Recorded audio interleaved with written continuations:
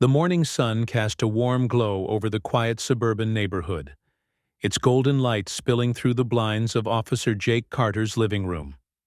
It was one of those rare days off, a morning without the blare of sirens or the weight of his badge pressing against his chest. He leaned back on his couch, sipping his coffee, savoring the silence that came with being in his new home.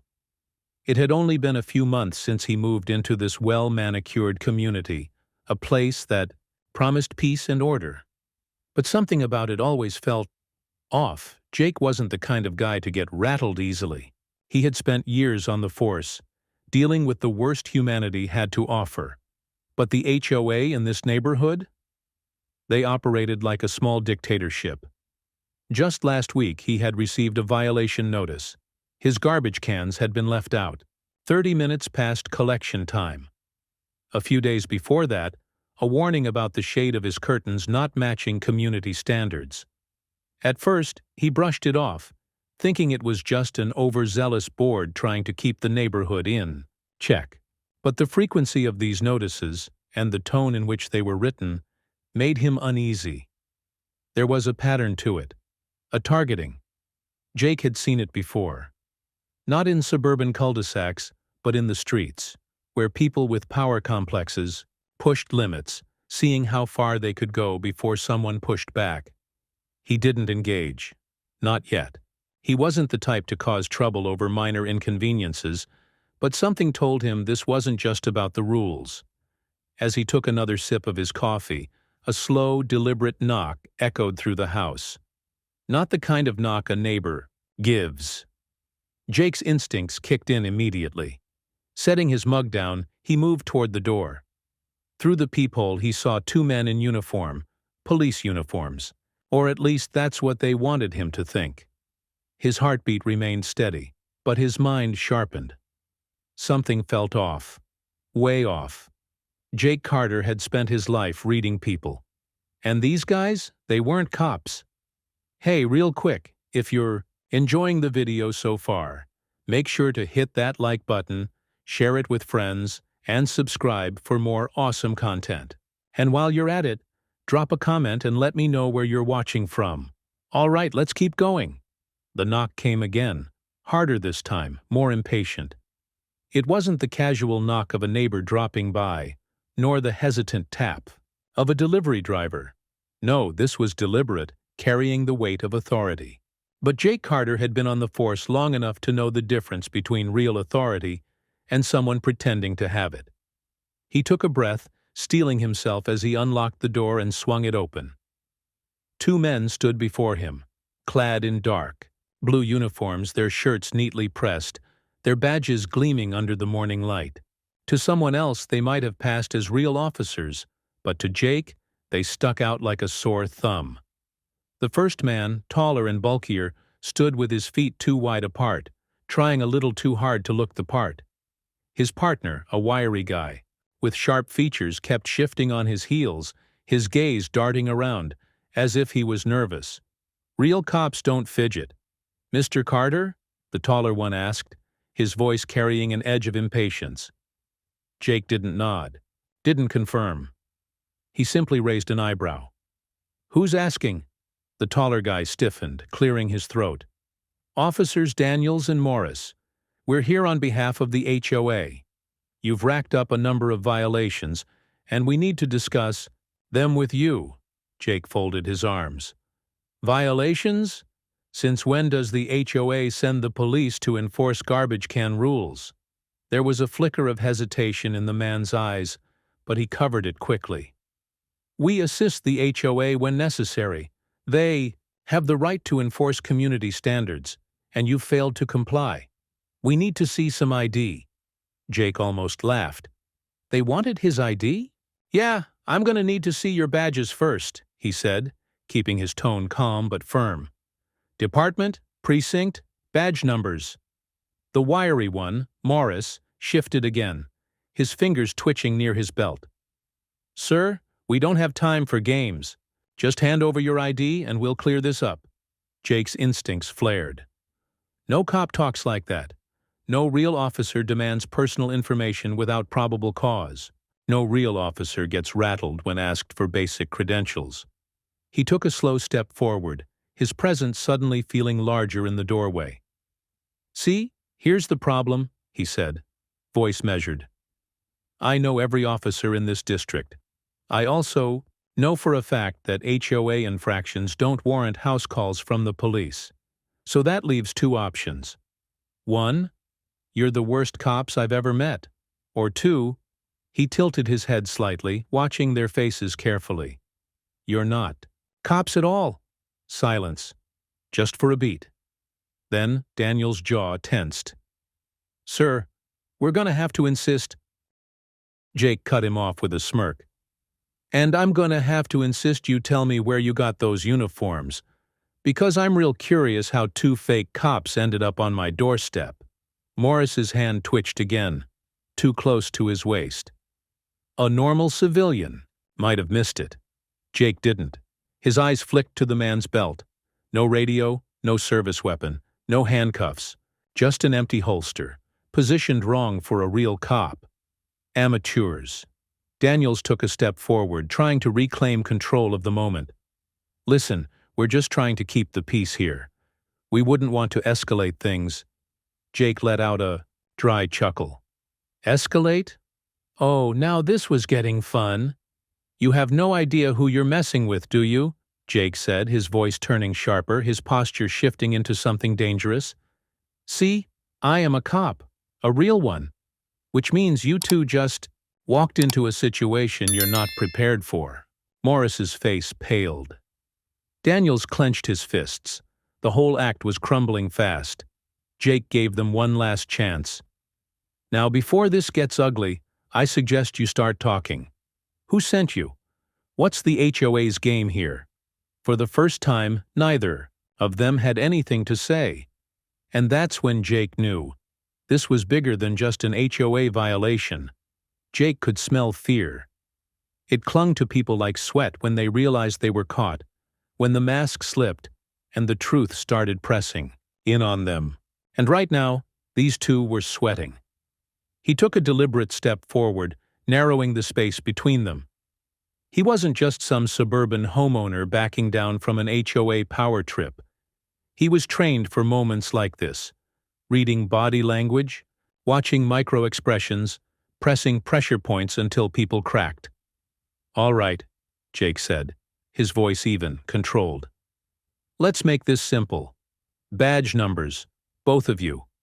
Now, Daniels, the taller one, straightened his posture, trying to appear bigger, tougher. "Sir, we don't have time for this. If you don't cooperate—" Jake cut him off. "Badge, numbers." A flicker of hesitation. Barely noticeable, but Jake saw it. He turned to Morris, the wiry one, who had gone suspiciously quiet. "How about you? Since you're so eager to do this by the book, what department are you with? Who's your commanding officer?" Morris opened his mouth, then shut it just as quickly. Wrong move. Jake had dealt with enough criminals, liars, and wannabe tough guys to recognize when someone was scrambling for an answer. Real cops don't hesitate on those questions. Their badge numbers were second nature, their jurisdiction ingrained into their identity. These guys? They were making it up as they went. "You don't have answers, do you?" Jake said, tilting his head slightly, his voice laced with something between amusement and menace. "Because you're not real cops, and now you don't know what to do next." Daniels squared his shoulders. "Sir, we're warning you."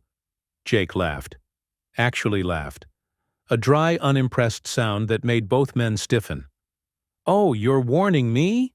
He folded his arms, sizing them up like they were rookies in a bad interrogation. "That's cute, because here's what's gonna happen. Either you start talking, or I make one phone call and have actual officers here in 5 minutes. Morris tensed, his fingers twitching again at his belt, instinctively reaching for something that wasn't there. No radio. No backup. No way out. Daniels, still trying to salvage control, took a step forward, lowering his voice like that would make him sound more intimidating. "Listen, we're just following orders. You've been non-compliant with HOA regulations and—" Enough, Jake's tone sharpened, cutting through the lie like a blade. I've worked too many cases to sit here and let you play pretend. Real cops don't enforce HOA violations. Real cops don't get nervous when asked for their badge numbers. And real cops sure as hell don't knock on doors like they're about to shake someone down. The air between them shifted. Tension thickened. Morris swallowed hard, his eyes flicking toward Daniels as if waiting for some kind of signal. Jake caught that too. They were debating something. Then, for the first time, Jake decided to push. Really push, you know, he said, taking a slow step forward, his presence looming. Impersonating an officer is a felony. I wonder if the HOA thought about that before sending you two over here to harass me. Morris visibly paled. Daniels clenched his jaw. Jake leaned in just enough to make them uncomfortable. So tell me, how do you want to play this? For the first time since they arrived, neither of them had a single word to say, and that told Jake everything he needed to know. Jake had been patient. He had given these two every opportunity to come clean. But now it was time to end the game. He exhaled, slow and measured, before finally speaking. All right, he said, his tone shifting, almost relaxed. You say you're officers, fine, let's check. Daniels and Morris both tensed as Jake casually pulled out his phone. His thumb moved smoothly over the screen as if he was checking an email. But in reality, he was already alerting local authorities.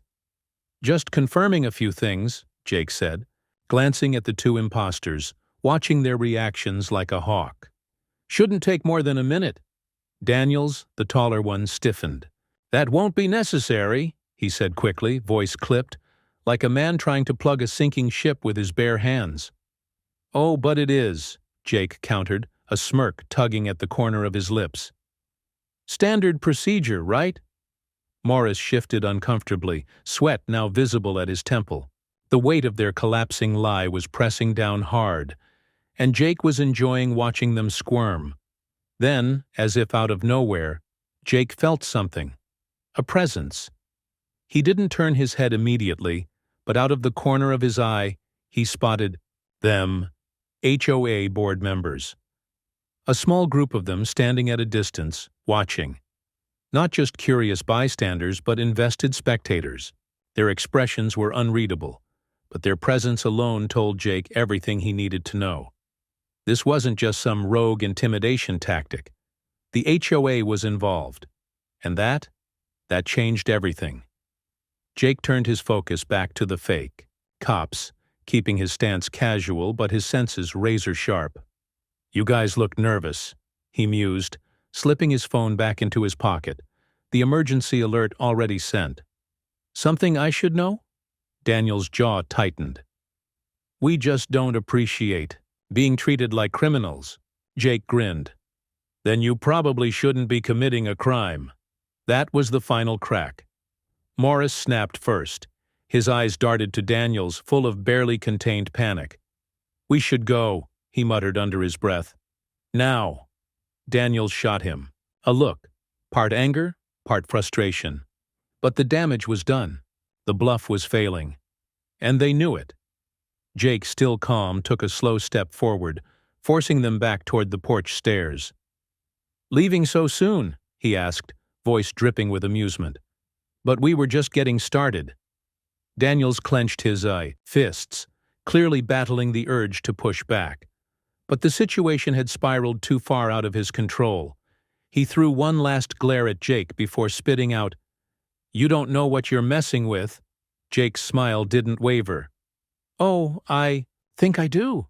And right then, sirens.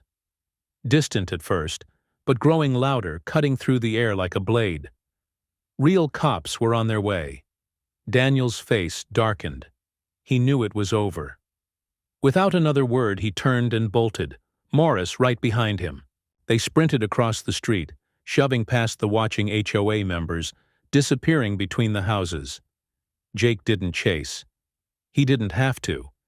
Instead, he turned his attention to the HOA board, his smirk fading into something colder, more dangerous. The board members, who had been so bold just moments ago, suddenly looked uneasy. Jake took a step toward them, his voice low but sharp. "Your turn," he said. And none of them had an answer. Jake watched the two imposters retreat, their stiff backs betraying the panic they were trying to contain. But he wasn't about to let them slip away so easily. Not when the truth was so close. He took a single step forward, his voice cutting through the air like a blade. "Hold it right there." The command was sharp, practiced, the kind that real cops used when they meant business. And just like that, Daniels and Morris froze. Instinct. Even fake cops had it. They had spent too long playing the role, and now it was working against them. Jake could almost hear their internal debate. Run and make things worse? Or stay and try to salvage this mess? He didn't give them time to decide. "You two are the worst damn cops I've ever seen," Jake muttered, shaking his head as he took another step closer, his stance relaxed, but his presence heavy. "And I've seen plenty." Daniels turned slightly, trying to recover, but his face was too tight, his movements too rigid. "We don't have to explain anything to you," Jake smirked. "No, because here's what I see. Two guys dressed like cops, showing up at my house with no warrant, no probable cause, and no real jurisdiction. That's impersonating an officer. A felony. You sure you don't want to explain?" Morris swallowed, hard, his jaw twitching. The guy was crumbling. Jake could feel it. Daniels tried to keep his voice firm. "We were just sent here to talk." "By who?" Jake asked immediately. "That's not important." Jake let out a short, dry laugh. "See, it is important. Because what's happening right now? It's starting to look a hell of a lot like conspiracy to commit fraud. And if that's the case, I'm guessing whoever sent you isn't planning to take the fall." Silence. Morris shifted uncomfortably, his nervous energy radiating off him. Jake turned his attention to him, knowing he was the weaker link. "You ever hear of a Miranda warning, Morris?" Jake asked casually. "No? How about Title 18, U.S. Code, Section 912, the law you're breaking right now? And let's not forget Section 241, which covers conspiracy against rights." Morris blinked, rapidly, his hands twitching at his sides. Daniels shot him a glare. "Shut up. Don't react. Don't break." But it was already too late. Jake tilted his head slightly, studying them. "You know what happens when real cops interrogate a suspect?" he asked, his voice smooth, unhurried. "We don't just listen to what you say. We watch how you react." He nodded toward Morris. "And buddy, your reaction is screaming guilty." Morris shifted again, his leg bouncing slightly. We didn't do anything wrong." Jake's smirk widened. "And there it is. The first crack." "You sure?" Jake pressed. "Because you're acting like two guys who just realized they're out of their depth." He glanced at Daniels, eyes narrowing. "So tell me, how deep does this go?" Daniels clenched his jaw. "We don't have to answer to you." Jake nodded slowly. "Right. You're not under arrest yet." He let the word hang in the air for just a moment before continuing, his voice dropping to something darker, more dangerous. "But let's say the real cops show up, because trust me, they're on their way. Let's say they pull security footage from every house in this neighborhood. Let's say they run those fake badge numbers you refused to give me. How do you think that's gonna go?" Morris looked genuinely panicked now. "We were just supposed to—" Daniels cut him off with a sharp look, but it was too late. Jake pounced. "Supposed to what? Intimidate me? Harass me? Make me back down?" Morris' mouth opened, then snapped shut. Daniels' hands curled into fists. "We don't have to say anything." "Sure," Jake said easily. "You could stay quiet. But see, here's the problem with that. One of you is going to talk." His eyes flicked between them. "Maybe not now, but soon.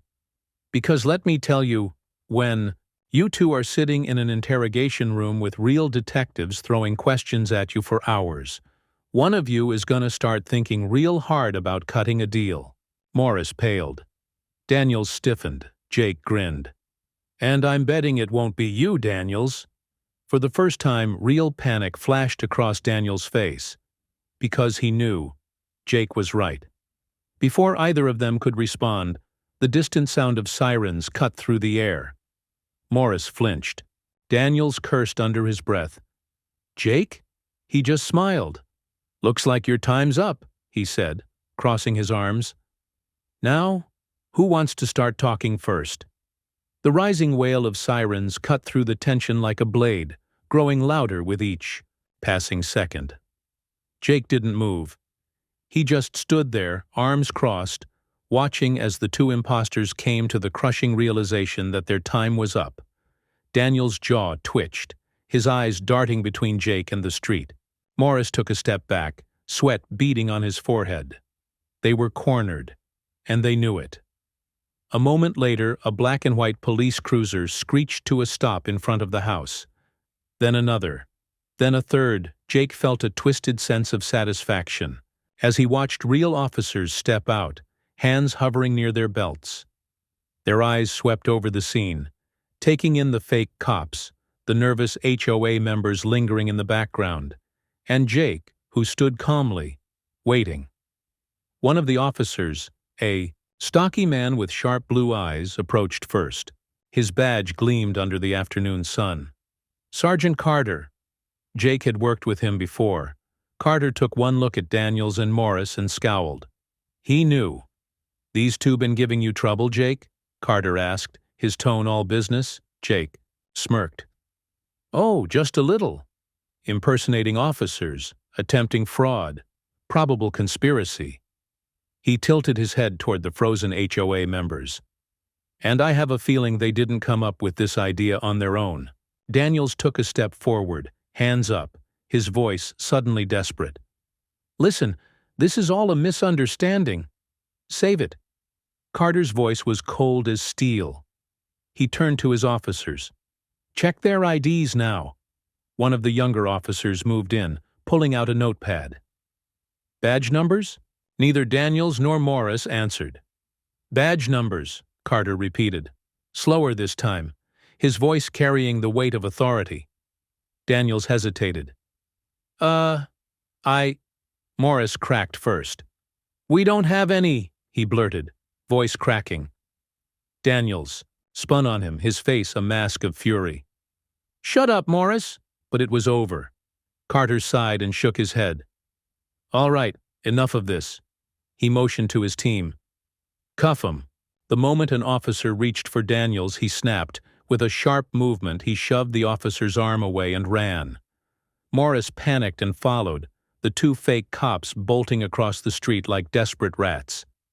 Jake didn't move. He didn't need to, because within seconds, Carter's men were on them.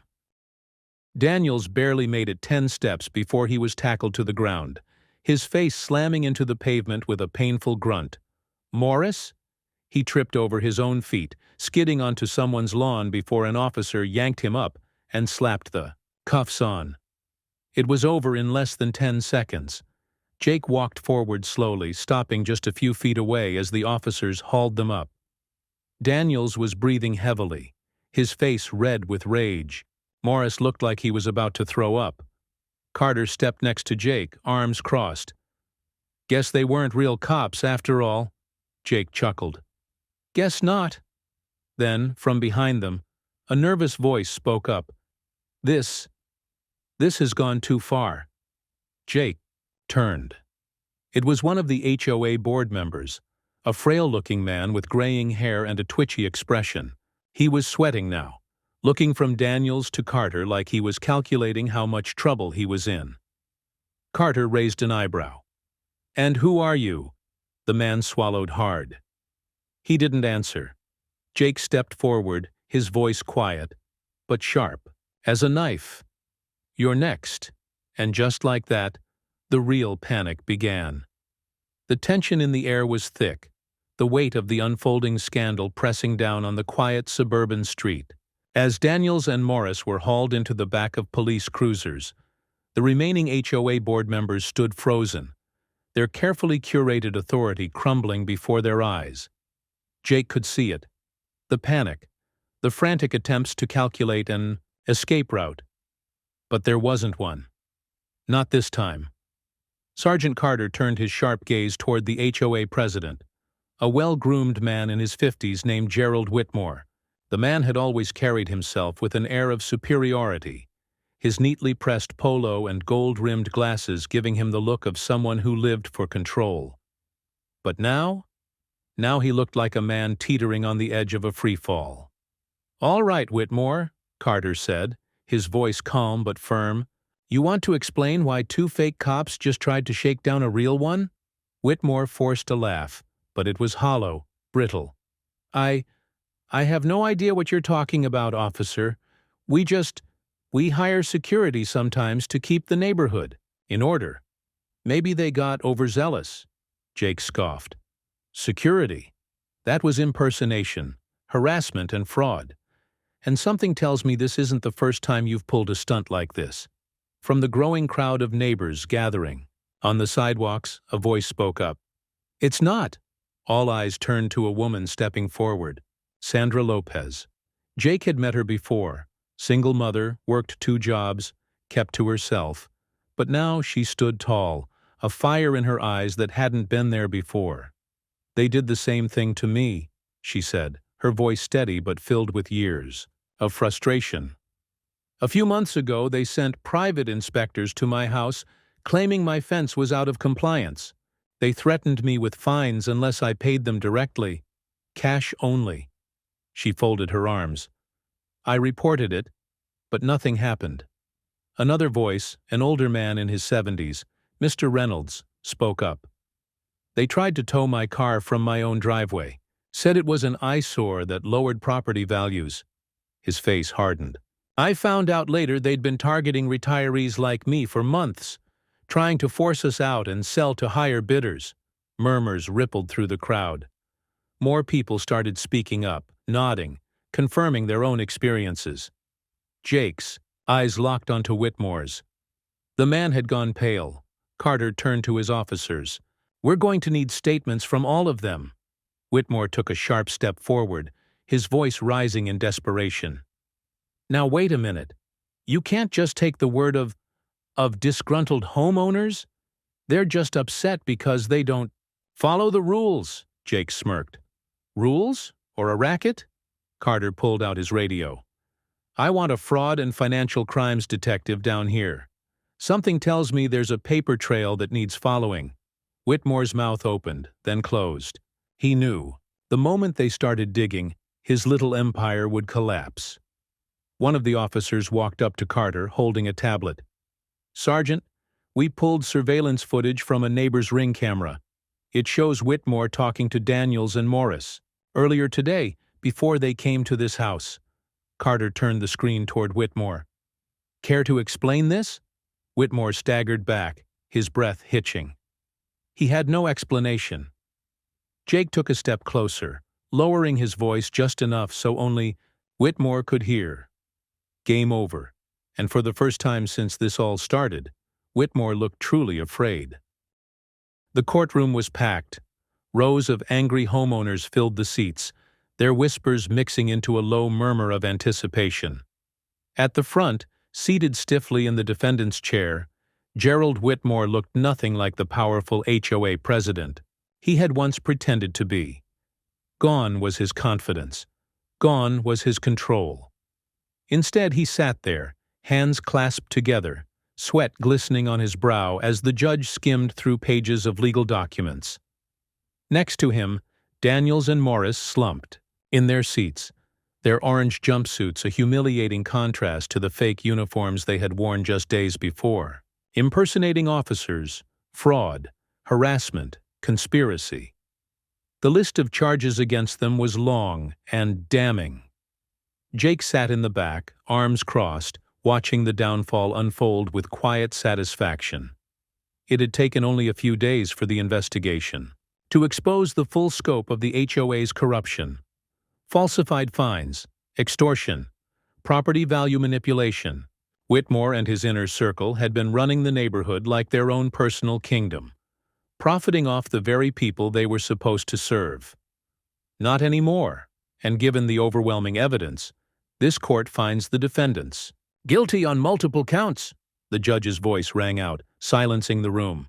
He adjusted his glasses, staring down at Whitmore. You abused your position of power, violated the trust of homeowners, and engaged in fraudulent activity to line your own pockets. Therefore, it is the decision of this court that you will serve 5 years in prison, in addition to full restitution to the affected residents. Whitmore's face turned to stone. Daniels dropped his head. Morris let out a shaky breath, defeated. Then, from the back of the room, applause. It started small, a few claps here and there. But within seconds, the entire courtroom was cheering. Justice had been served. Later that evening, the neighborhood was alive with celebration. A block party had formed almost naturally. Grills fired up, music playing, laughter filling the air. People who had once been too afraid to speak out were now sharing their stories openly, bonding over their shared victory. Jake stood near his porch, sipping a cold beer as he watched kids run around the yard, parents chatting without a trace of fear. The weight that had suffocated this neighborhood for years was finally gone. Sandra Lopez approached, a wide smile on her face. "Never thought I'd see the day," she admitted, shaking her head. "Feels like we got our home back." Jake smirked. "That's because we did," she chuckled, raising her drink. "To taking down the HOA." He clinked his bottle against hers. "To never letting this happen again." As the party continued, an older couple walked up. Mr. Reynolds and his wife. They looked at Jake with genuine gratitude. "You didn't just fight for yourself," Mr. Reynolds said, his voice thick with emotion. "You fought for all of us," Jake exhaled, shaking his head. "I just did what anyone would do." "No," Mrs. Reynolds corrected, smiling. "You did what we were too afraid to do." Jake didn't have an answer for that. But as he looked around at the free, happy neighborhood, he knew one thing. This was worth it. For the first time since moving in, he felt at home. And as the party went on, the warm glow of victory filling the air, Jake leaned back against his porch railing, watching the world move forward, without the fear that had once held it hostage. The HOA had tried to play the law against him, but in the end, justice played them. If you enjoyed this video and want to see the next part, let me know in the comments. Don't forget to like, share, and subscribe to stay updated. See you in the next one. Your support means the world.